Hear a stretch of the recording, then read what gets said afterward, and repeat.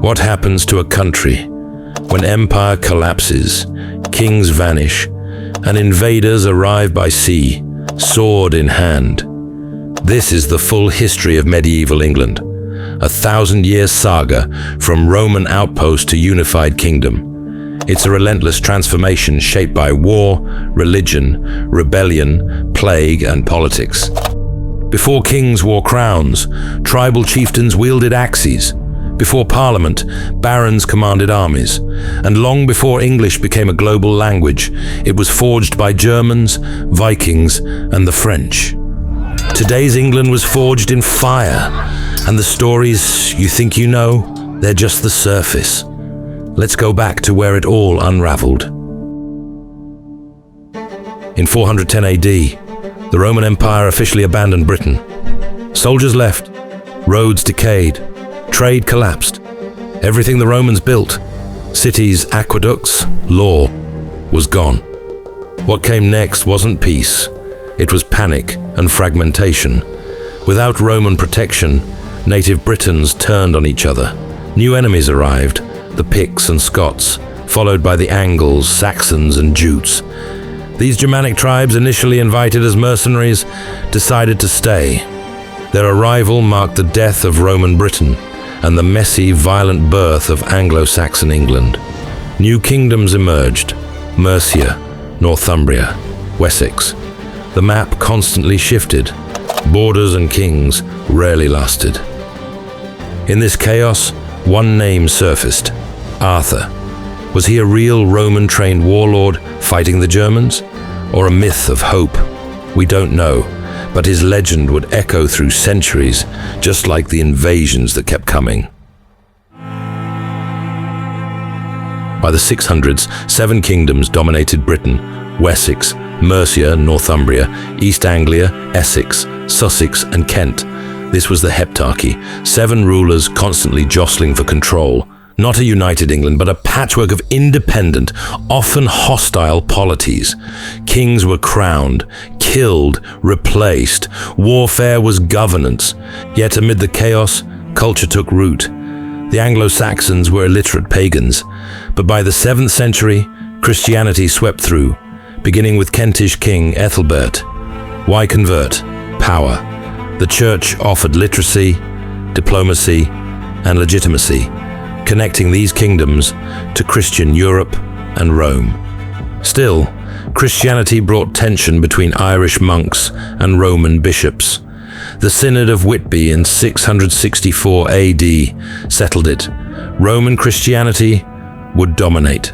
This move toward uniform doctrine helped a national identity take shape. But the biggest threat wasn't spiritual, it was Scandinavian.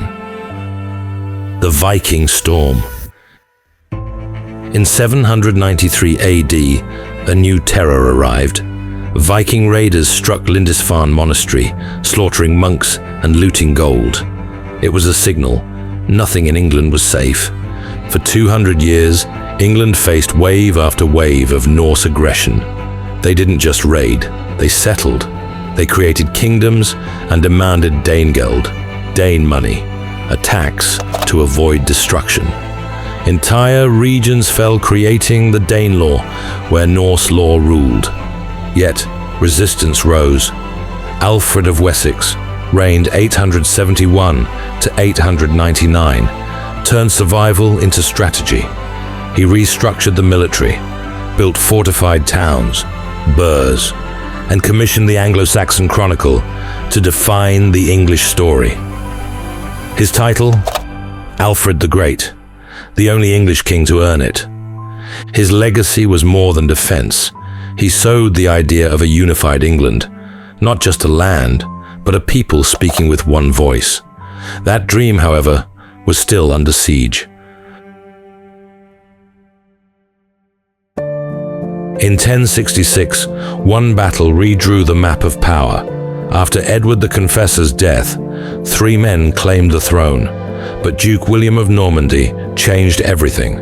At Hastings, Norman knights clashed with Anglo-Saxon shield walls. King Harold was dead, and England fell to the invader. Conquest was just the beginning. William didn't just claim the crown, he systematically replaced the elite. Anglo-Saxon nobles were stripped of land. French became the language of court, law, and aristocracy. The Domesday Book, a nationwide audit, meticulously documented every asset for tax. England, once ruled by native kings, was now a feudal state tied to the continent. Power centralized. Imposing castles rose across the land, symbols of dominance. Rebellions were crushed. This was a shockwave that would ripple through every field and village for centuries. Castles, crusades, and commoners. Norman rule tightened its grip with stone and steel. Castles weren't just defenses, they were political statements, symbols of dominance across the land. Feudalism took hold, king at the top, then barons, knights, and the vast majority, peasants. Power wasn't just about birth, it was about land.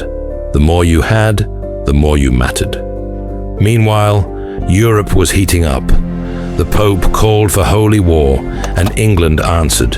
Thousands left their farms to fight in the Crusades, driven by faith, fame, or fortune. Back home, everyday life remained grindingly hard for peasants who owed work and loyalty to their lords. But slowly, the economy shifted. Towns emerged, markets grew, and some commoners gained wealth and even freedom through trade. The manor still ruled, but the village square stirred with change. Under this medieval machine, the seeds of transformation were quietly being planted.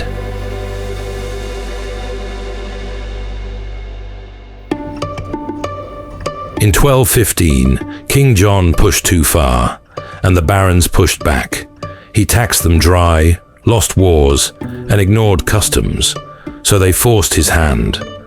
The Magna Carta wasn't a call for democracy. It was a feudal tantrum, but its message stuck. The king was not above the law. It outlined that taxes needed consent. Justice couldn't be sold or denied. Even monarchs could be checked. From this charter grew a slow, stubborn idea that power should be shared.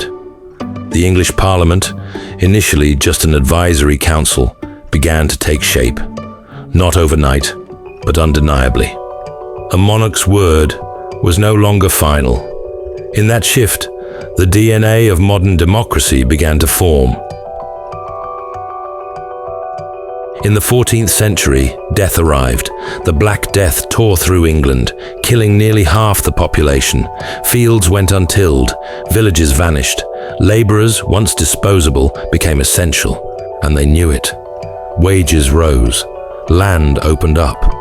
The old rules didn't work anymore. The Peasants' Revolt of 1381 was the breaking point. Ordinary people marched on London, demanding an end to poll taxes, serfdom, and corruption.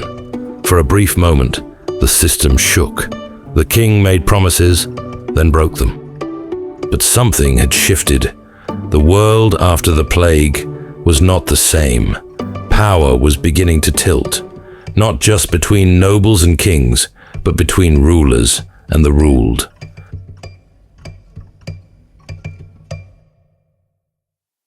Two families, one crown, the House of Lancaster, Red Rose, and the House of York, White Rose, both descended from the same royal bloodline, plunged England into civil war for 3 decades. The Wars of the Roses were a chaotic series of betrayals and throne grabs. Kings rose and fell like chessboard pieces. At its heart was the question, who had the right to rule? The war ended at Bosworth Field in 1485, when Henry Tudor defeated King Richard III. His victory was symbolic. A new dynasty was born. The Tudors would bring the medieval age to a close and usher in something entirely different.